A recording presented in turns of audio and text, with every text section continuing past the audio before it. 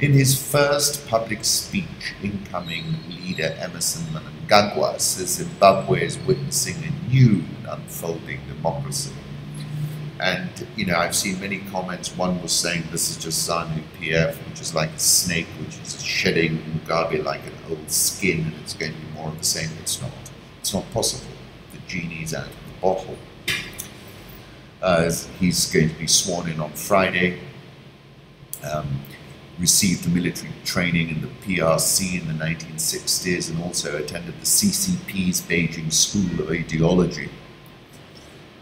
So, look, I see it as an inflection point. I don't think it's possible to put the genie back in the bottle.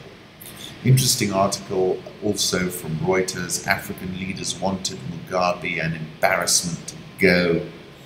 The cable said Zuma told Zimbabwe's longtime leader Mnangagwa the Crocodile was a tricky customer with many lies, and that by taking him on, Mugabe was playing with big fire. The plot posited an interim unity government, which is what I'm positing as well, with international blessing to allow for Zimbabwe's re-engagement with the world after decades of isolation from global lenders and donors. 20th of November, I wrote about this. I said Zanu-PF need to invite the opposition into government, look for a big cash boost from the international community in order to stabilize the now. And so what is clear is that Zimbabwe is entering a new normal, and that in the medium term, Zimbabwe has the potential to be one of the fastest growing economies in Africa. The people want to grab that opportunity with both hands. If Zanu-PF want to be part of a new, more optimistic future, they need to invite the opposition into government, look for a big cash boost from the international community in order to stabilize the now. Bloomberg, Mnangagwa's task rebuilds Zimbabwe's economy from the ground up, saying he'll inherit an economic wasteland that will take years and a complete reversal of some of the government's signature policies to set right. Among Mnangagwa's key challenges will be to revive an agricultural industry that collapsed following the Mugabe sanctioned seizure of mostly white-owned commercial farms. Starting in the year 2000, unlock investment in the mining industry by clarifying so-called indigenization laws that force companies to sell or transfer a 51% stake to black Zimbabweans, and re-establish international credit lines. The quicker policy credibility is established, the more foreign capital starts flowing, said Hasnain Malik of Exotics. Many of the ingredients of a great frontier market are in place in Zimbabwe. While there is much to be done on the government wage bill, recapitalization of the economy and the banking system, the starting point for investor expectations is very low. At times he broke down, calling for his first wife Sally, who died of cancer in 1992, and his son, who died aged 3 from cerebral malaria in 1966. The Jesuit priest assisted him during the discussions, had to remind Mugabe to eat and bathe. They said grace, a bold public presence over the last few years, was out of sight. As I said, the genie's out of the bottle. Botswana's President Ian Khama listened to his reaction to the political demise of Mr. Mugabe and his advice to Emmerson Mnangagwa as he takes power in Harare.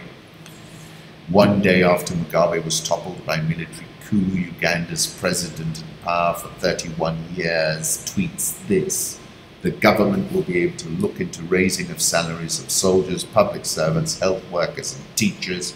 He's panicking. Now that the economic situation in Uganda is improving, the government will be able to look into raising of salaries of soldiers, public servants, health workers, teachers, and also deal with institutional housing. Uganda's Red Pepper editors were detained after a story was printed alleging that President Museveni was plotting to overthrow Rwanda's President Kagame. Not a good idea. In this photograph, you'll see that the Uganda police photograph raiding the media house. I take you back to an article I wrote in November 2014 where I quoted Martin Aglo, a law student from Benin. He told Reuters, after the Arab Spring, this is the Black Spring. During the Arab Spring, now in the bleak midwinter, nearly all commentators, this is 2014, spoke of how this North African wildfire could not leap the Sahara and head to sub-Saharan Africa. The reasons were that the state, the incumbents, had a monopoly on the tools of violence and would bring overwhelming force and violence to bear. And I said, we need to ask ourselves, how many people can an incumbent shoot stone cold dead in such a situation? 100, 1,000, 10,000. I said, this is another point. There is a threshold beyond which the incumbent can't go. Where that threshold lies will be discovered in the throes of the event. I was referring to Burkina Faso, where over 60% are aged between 17 and 24 years, according to the World Bank. And I said, then the country's youth flex their muscles. What's clear is that a very young, very informed, very connected African youth demographic, many characterize this as a demographic dividend, which for beautiful Blaise turned into a demographic terminator, is set to alter the existing equilibrium between the rulers and the subjects. A rebalancing has begun, and I think Zimbabwe is part of that rebalancing we saw start in 2014. Gambia was another example, and that's what I mean when I say the genie's out of the bottle. The four arms of government African style, according to IGADO from Cobo 3,